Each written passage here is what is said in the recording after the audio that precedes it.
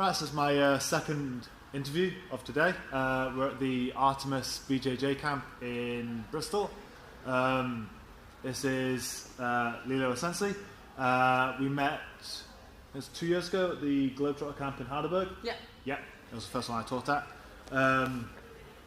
Lilo is, we'll just confirm this, the first female Spanish black belt. So I was actually like, when she was announced on this camp, I was super excited to try and get this interview in. So yeah, she. One thing I like about Lilo's style is I've watched a few of her classes at some of the camps. She's very, very, very smooth. Like it's very, very slick jiu-jitsu. So she's just going to do a quick introduction of what she of her history in jiu-jitsu, and then hopefully she'll show us something. So yes, please. So when did you start jiu-jitsu? I have started jiu-jitsu 17 years ago in 2003. Oh damn! Okay, so who did you start with? Who was your first instructor? Yeah, I always have the same. Okay. The brothers Clement. Okay. They is a student for Mario and Freddy Tsukata, and Freddy and Mario is a student for Carson Gracie. Okay, so yeah. Carson Gracie lineage. Oh, yeah, cool. Carson Gracie lineage. Yeah. So where do you teach now? I teach transition de la Riva a Revés de la Riva, but basically I teach sweep for Revés de la Riva. Okay, cool. So that was the class that Lilo just taught at the for her first class today. What class are you teaching tomorrow? Yeah, I want to continue with this. Okay. Change the side to side for the Revés de la Riva and de la Riva, and do the Niva for inverse de la Riva, okay. And take the back. And what happens using Revés de la Riva is some people, the person wanna pass the guard, push the knee down, and continue for half spider. Yeah. How do you describe your style of jiu-jitsu? Like, what do you like to play? I like pass guard, okay. And take the back. This is the style I do it. But I like more, my style is not about pressure, it's about what do you do with my opponent. Yeah. I like a lot when the fly around. Yes. I like surfer my opponent, no? Right, okay, Maybe so I don't have yeah. my foot in the mat, I have the opponent control my foot with the leg. I surf around and I pass the guard or I take the back or something like that. Okay. So I mentioned earlier that I watched a few of Lilo's classes, like in Estonia earlier this year.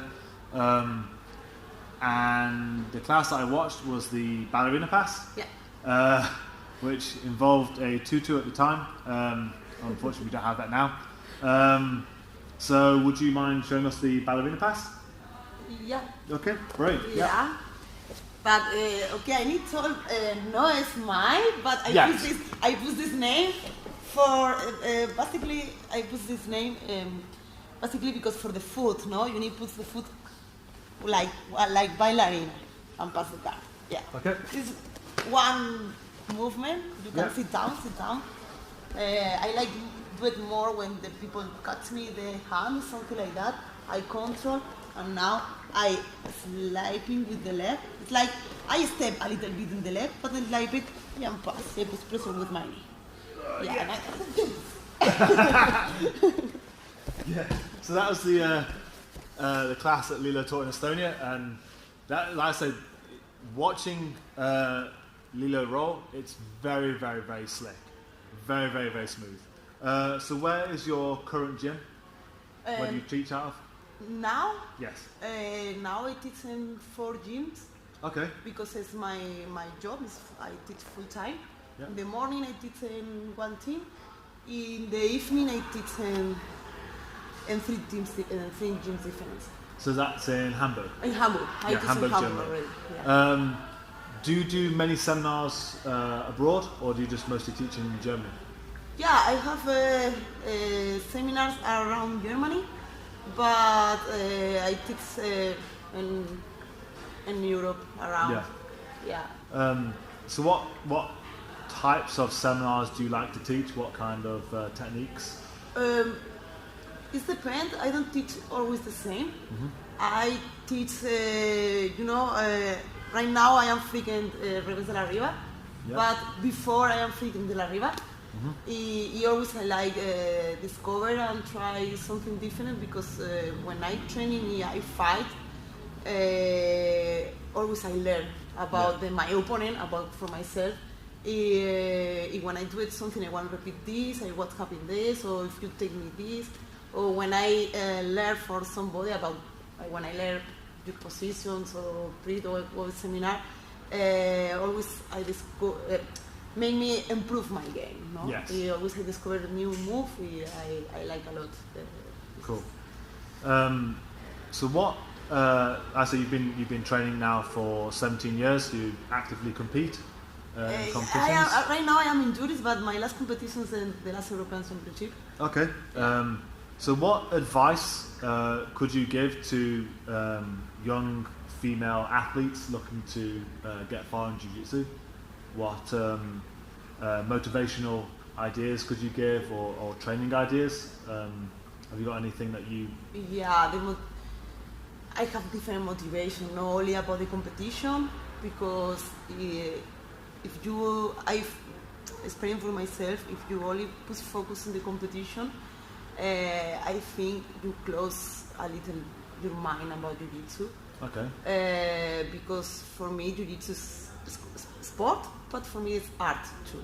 It's a creation, it's a movement. Every person have different styles. Maybe my game, I can submit your game, but maybe you win and one person with me all the time.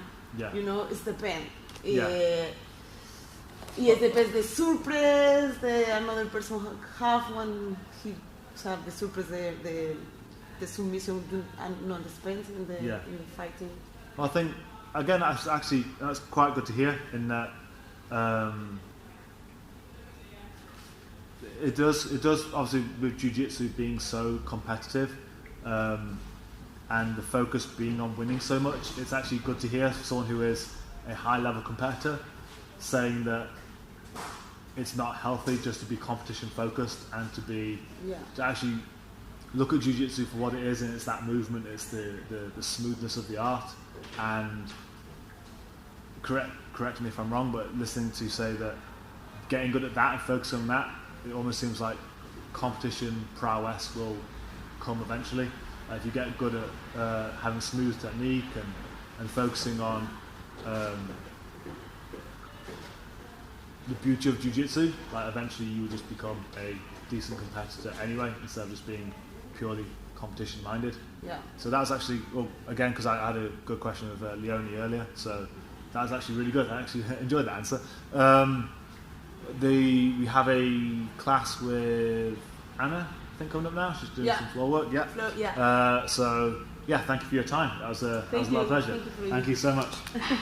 Thank you for watching that video, whatever the hell it was about. Please like it, share it, subscribe to the channel. If there's a bell icon, it should be on this side. Please click on that if you want to get notifications for any new videos I make. If there are other videos around my head someplace, please click on those for more techniques. And in the description is a link to my Patreon if you want to support the channel in any way. So thank you for your time.